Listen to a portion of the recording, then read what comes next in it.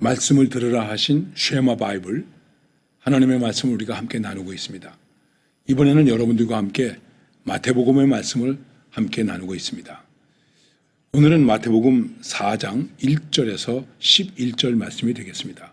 그리고 함께 부르실 찬양은 너 시험을 당해 범죄치 말고 하는 찬송가 342장이 되겠습니다.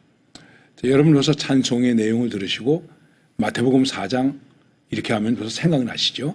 예수님께서 시험 받으신 말씀이 기록되어 있습니다. 예수님이 시험 받으신 내용은 마태, 마가, 누가 세 개 복음이 다 전해주고 있습니다. 마가복음은 아주 짧게 전해주고 있고 마태복음과 누가복음은 서로 비슷하게 전해주고 있습니다. 오늘 마태복음 4장 1절에서 11절 사이에 예수님께서 시험 당하시는 말씀을 우리가 보게 되겠는데 성경에 이렇게 말씀하고 있습니다. 1절에서 그때에 예수께서 성령에게 이끌려 마귀에게 시험을 받으러 광야로 가사 이렇게 말씀하고 있습니다. 자, 예수님께서 그때가 뭐냐 하면은 세례 받으셨던 때, 그때에 세례를 받으셨습니다. 내 사랑하는 아들이요, 하나님의 사랑하는 아들이요, 내 기뻐하는 자라, 하나님의 인정을 받으신 분, 그리고 성령이 임하신 삼위일체의 하나님 되시는 예수님이 지금 시험을 받으시게 되었다 하는 것입니다. 예수님께서 시험을 받으셨다. 그 시험이라고 할 때에 시험 받았다 하는 말 속에는 여러 가지 의미가 있습니다만은 이것은 미혹했다, 유혹했다 이런 뜻입니다. 그래서 어떤 뜻이 있느냐 하면은 건드려 봤다. 넘어오나 안 넘어오나 건드려 봤다. 여러분, 우리가 시험이라는 얘기를 많이 하는데 그 시험은 우리를 건드려 보는 겁니다. 사람들이 우리를 건드려 봅니다. 여러분들도 여러분의 아이들을 건드려 보죠. 이놈이 이거 제대로 하나 못하나 아나 모르나 한번 건드려 보죠. 뭐 제가 많이 가르치지는 않았습니다만은 학교에서 좀 가르치기도 했습니다.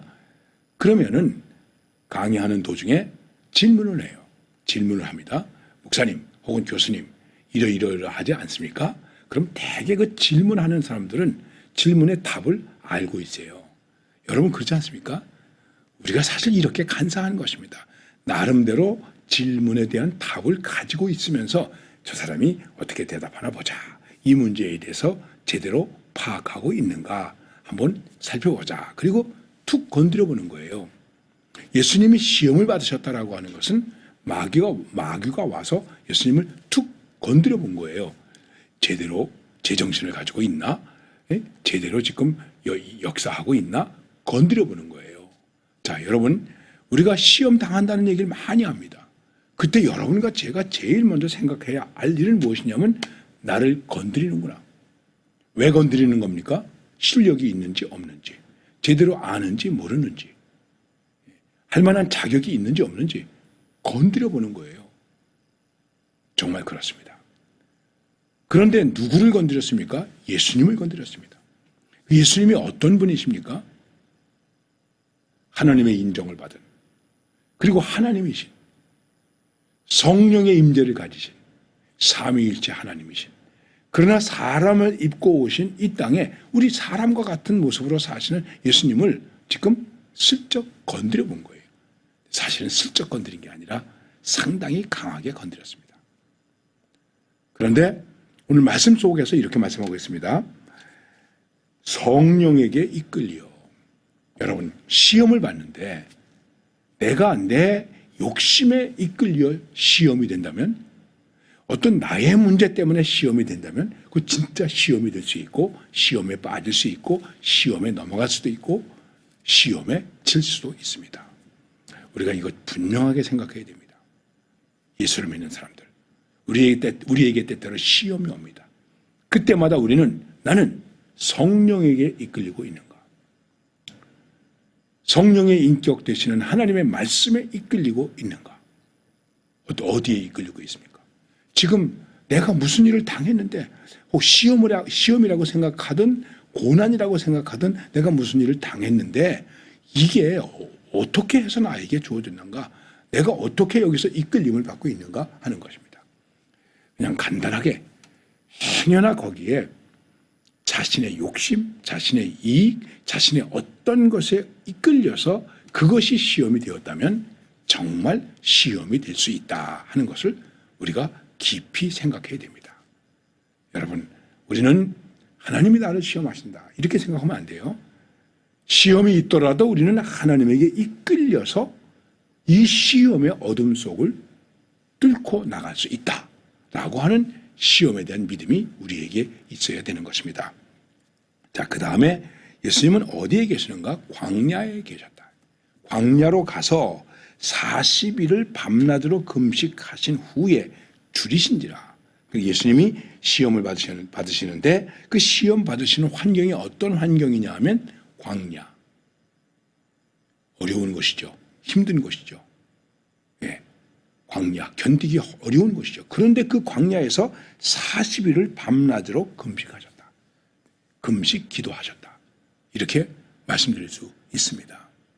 40일을 금식 기도하셨으면 성령이 충만해서 빛나는 얼굴로 다시 유대 땅으로 돌아오셨어야 되지 않았겠습니까?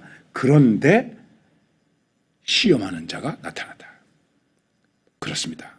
상식적으로 생각해도 힘들고 어렵기 때문에 나에게 시험이 온다. 아닙니다. 기도 많이 하고 내가 말씀 많이 읽고 이제 내가 정말 말씀대로 살아야 되겠지. 그러면서 내 마음속에 믿음이 좀 무언가 있으려고 할 때 우리에게 시험이 닥친다고 하는 것입니다. 근데 여기서 생각해 보십시오. 예수님께서 40일을 광야에서 금식하셨다. 금식하시면서 기도하셨다. 그러면 예수님의 기도가 과연 무엇이었을까? 정확히 여기 내용이 나타나 있지 않지만 나중에 예수님의 시험이나 이런 것을 볼 때에 이렇게 생각해 볼 수 있습니다. 40일 동안 하나님께 기도하셨습니다. 어떻게 기도하셨을까요? 하나님, 아버지, 나는 아버지의 아들입니다. 내가 아버지의 뜻을 어떻게 이루어야 됩니까? 이 땅에서 이루시고자 하시는 아버지의 뜻이 있지 않습니까? 그 아버지의 뜻을 제가 어떻게 이루어야 되겠습니까? 지금 예수님이 사시는 세상은 어떤 세상입니까? 그 유대 나라는 로마의 속국입니다. 우리가 일제의 속국이 되었었죠. 얼마나 힘들었습니까? 참 힘들었습니다. 마지막에 가서는 교회의 종마도 뛰어갔습니다. 그럴 정도로 힘들었습니다. 그때에 대한 어려움에 대해서 뭐라고 여기서 일일이 이야기하기는 어렵습니다만은 주님, 아버지, 내가 아버지의 일을 어떻게 해야 됩니까? 저 세상 사람들이 필요로 하는 그 속에 들어가서 내가 아버지의 일을 어떻게 해야 되겠습니까? 이런 것을 가지고 집중적으로 기도하지 않으셨을까? 여러분, 혹시 하나님의 소명을 받으셨습니까? 교회에서 직분자가 되십니까? 또 지도자가 되십니까? 우리가 재직이 됩니다. 그럴 때 40일까지는 아니더라도 3일이라도 새벽기도에 나와서 주님, 내가 이번에 장로가 됩니다. 내가 이번에 집사가 됩니다. 내가 이번에 권사가 됩니다. 내가 이번에 교사가 되었습니다. 제가 이번에 성가대원이 되었습니다. 어떻게 하면은 하나님 기뻐하시는 내 기뻐하는 자라고 하는 것으로 존재하면서 이 일을 감당할 수 있겠습니까? 이런 고민이 있으셨습니까? 이런 기도가 있으셨습니까? 생각해 보십시오. 제가 목사 안수 받을 때에 목사 안수 받기 전에 도망가고 싶더라고요. 이 일을 어떻게 감당해야 될까? 그리고 위임식을 했을 때 참 부담이 되더라고요. 그래서 이런 적도 있었습니다. 교회에서 자면서, 기도실에서 자면서 얼마 동안을 기도한 적도 있었습니다. 자랑하려고 하는 얘기가 아니고 우리가 과연 하나님의 일 때문에 하나님의 일을 위해서 하나님의 영광을 위해서 얼마나 고민하고 기도하고 그 일을 묵상했을까? 예수님은 광야에서 40일을 금식하시면서 그 일을 묵상하셨다. 이렇게 우리가 생각해 볼 수 있는 것입니다. 우리는 오늘도 이 말씀 속에서 무엇을 깨달아야 될까요? 시험에 대한 내용을 다 말씀드리지 못했습니다. 이제 한 번 더 말씀드릴 것입니다. 우리는 시험이 내게 왜 있는가 하는 것을 생각하면서 그 시험 속에 정말 하나님의 일이 있는가, 하나님의 영광이 있는가 하는 것을 생각해야 됩니다. 어떻게 기도하시겠습니까? 주님, 오늘도 내 삶 속에 시험이 있다면 내가 성령에게 이끌려 시험받게 해주옵소서. 말씀에게 이끌려 시험받게 해주옵소서. 하나님의 일에 대해서 40일은 아니더라도 4일이라도 기도하게 해주옵소서. 이렇게 기도하면서 오늘도 우리의 삶을 살아가야 할 줄로 믿습니다.